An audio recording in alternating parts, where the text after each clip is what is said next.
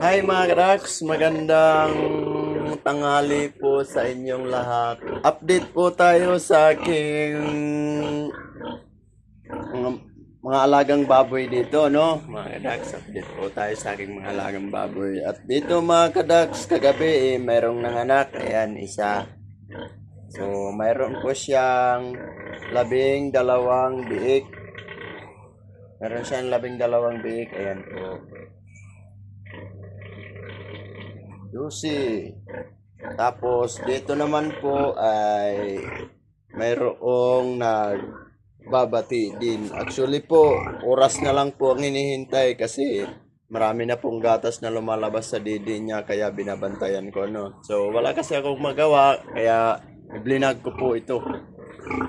Ito, mga anak po ito ngayon kasi ano na po, oras na lang po ang hinihintay or maya-maya. No? So, ayan. Sana nagustuhan nyo din mga kadaks ang aking ipinakitang video sa ngayon. So, ayan. Ito talagang inahin ko mga kadaks. Habang nagpapadidi, umiihi, nagkahiga. So, umiihi talaga siya mga kraks. Tinatamad tumayo itong aking inaing habang nagpapadidi. Talagang umiihi na lang siya habang nagpapadidi. So, kung mayroon kayong ganitong inaing mga kraks, mga tamad, so share nyo lang sa akin baka sakaling matawarin ako, no? Matawa at may like ko pa. So, kapag nagustuhan nyo ang video na ito, paki-like and share na lang po.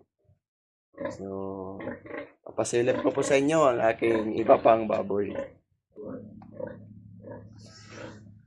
So, ayan. Actually, nakita nyo naman to mga ducks. Ito ay buntis na din.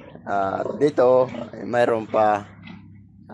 Ito, dumalaga. So, malapit-lapit na din po ito dumalaga. At doon naman po sa kabila ay may 3 pong beef. Yung tira po yan.